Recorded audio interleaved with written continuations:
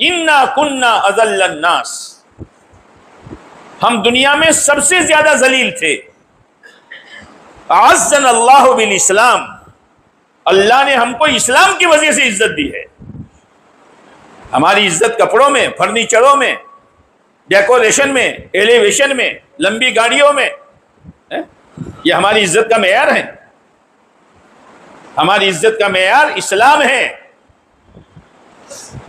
کہ ہم مسلمان بن کر رہے، ہماری اولاد مسلمان بن کر رہے، ہماری گھر کی مستورات مسلمان بن کر رہے، اسی میں ہماری عزت ہے.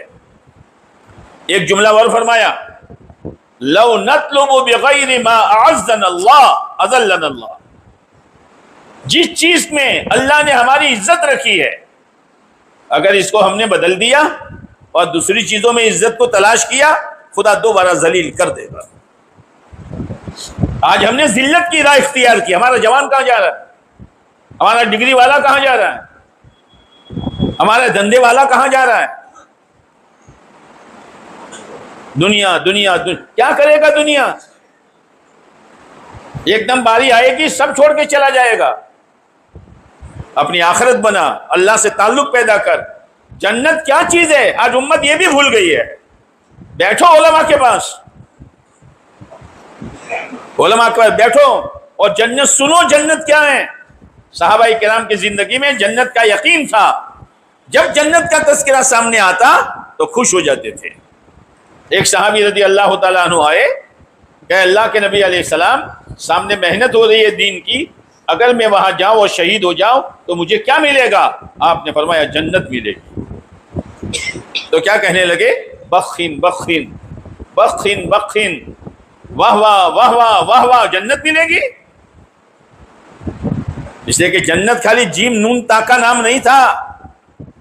جنت کے غلمان، جنت کی حوریں، جنت کے مکانات، جنت کی نہریں، جنت کے پھل فروٹ اور جنت کی راحتیں اور جنت کی شہد کی، پانی کی، شراب کی، پاکیزہ نہریں شہد کی، یہ پورا منظر سامنے تھا.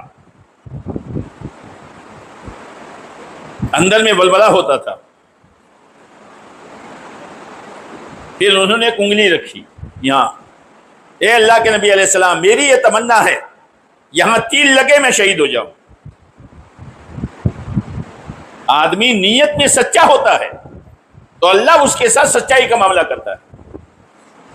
ایسے ماحول میں رہ کر آدمی سچی نیت کرے کہ نہیں، جو ہو گیا ہو گیا، اب تو مسلمان بن کے جینا ہے، مسلمان بن کے مرنا ہے. اگر یہ سچی نیت ہے، اللہ اس کے ساتھ سچائی کا معاملہ کرے گا. ابھی انشاءاللہ کہلواؤ تو مجمع اتنا زور سے انشاءاللہ کہے گا کہ سڑک پر جانے والا کھڑا ہو جائے گا کہ مسجد میں کچھ ہوا ہے. اتنا زور سے انشاءاللہ کہے گا، لیکن سچی نیت نہیں ہے. جمعہ کے دن بہت سے ایسے لوگ جو جمعہ کے بڑے پابند ہوتے ہیں، کچھ بھی ہو جائے جمعہ نہیں جانا چاہیے، یہاں بیٹھتے ہیں امام کے سامنے اور امام صاحب کی پوری تقریر سنتے ہیں. جب وہ جمعہ پڑھ کے نکلو، آپ ان سے پوچھو، بھائی اگلے جمعہ میں آؤ گے؟ کیا پوچھا تو نہیں؟ کیا پوچھ رہا ہے؟ میں مسلمان نہیں ہوں؟ اچھا عصر میں آؤ گے کہ دعا کرو؟ کیا چیز ہے یہ؟ کیا چیز ہے یہ؟ جمعہ کی نیت پکی تو اللہ جمعہ میں لے آتا ہے، عصر کی نماز کچی تو عصر کی نماز میں نہیں آتا. نیت کچی. اس لیے آدمی پکی نیت کرے کہ نہیں، میں تو پہلے مسلمان ہوں، پہلے میری آخرت پھر میری دنیا. اس لیے شیطان نے جو کہا ہے کہ میں اللہ سے کہہ رہا ہے، ہم تو سمجھتے نہیں ہیں کہ گناہ اور اللہ کی نافرمانی کتنی خطرناک چیز ہے. شیطان کو سجدے کا حکم دیا، ایک سجدہ نہیں کیا، اللہ نے دھکا دے کر جنت سے نکال دیا. چل، آدم علیہ السلام جو ہمارے ماں باپ ہیں، حوا اور آدم، اللہ نے نہ کہا تھا اس درخت کے قریب مت جانا، کھا لیا، اللہ نے جنت سے اتار دیا. یہ سمجھایا ہے آدم علیہ السلام کی اولاد اور ہم کو کہ دیکھو میری نافرمانی کو معمولی مت سمجھنا، نافرمانی پر تمہارے باپ سے ہم نے جنت چھینی ہے، تو کیا تمہاری دنیا نہیں چھین سکتے ہم؟ تمہارے کارخانے نہیں چھین سکتے ہم؟ تمہارے بدن کی تندرستی ہم نہیں چھین سکتے؟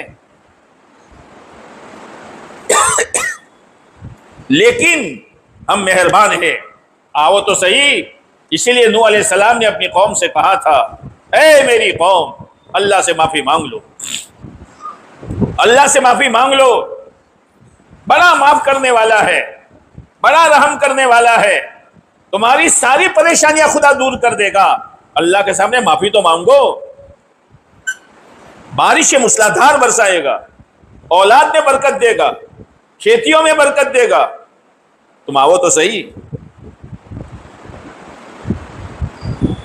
لیکن نہیں مانگی معافی، سمجھاتے رہے 950 سال۔ نوح علیہ السلام کی عمر 950 سال نہیں ہے، یہ تو ان کی تبلیغ کی عمر ہے۔ کس کو کہتے ہیں 950 سال؟ لیکن یاد رکھنا، جب آدمی صحیح چلتا ہے تو اس کے نوازنے کی بھی تاریخ اللہ کے یہاں طے ہے۔ شروع میں خدا آزماتا ہے، پھر پکا رہتا ہے، جمع رہتا ہے تو خدا نواز دیتا ہے۔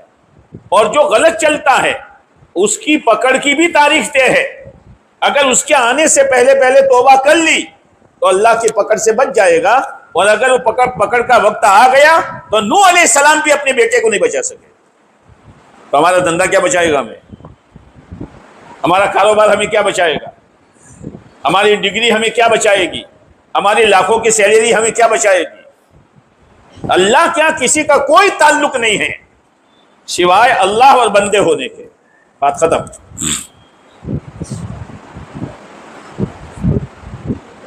شیطان نے توبہ نہیں کی، گناہ کر کے اکڑنا یہ شیطانیت ہے، اور گناہ کر کے رونا یہ آدمیت ہے۔ اسی لیے کہتے ہیں اس امت کے ساتھ 3 نسبتیں لگی ہوئی ہیں۔ کتنی؟ بیمار ہو تم کیا؟ 3 نسبتیں لگی ہوئی ہے۔ ایک آدمیت کی، ایک بولو کہ سب آدمی ہیں، سب کیا ہیں؟ تو عورتیں نہیں ہیں۔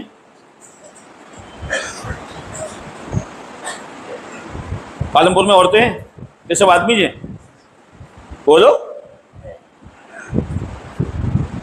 یہاں آدمیت سے مراد آدم علیہ السلام کی اولاد، اس میں مرد بھی آ گئے، اور بولو نا، کہاں کے ہو؟ یہیں کے ہیں؟ بڈھی ہیں؟ عورت ہیں؟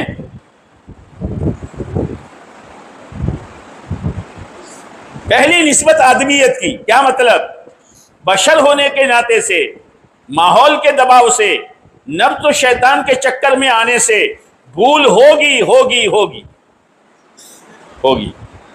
اس لیے عربی کی کتاب ہیں جس میں لکھا اول الناس اول ناس، پہلا آدمی آدم، ان سے بھول ہوئی ہے تو اولاد سے بھی بولو نا ہوگی۔ لیکن باپ نے کیا کیا؟ توبہ کی۔ یہ آدمیت والی نسبت۔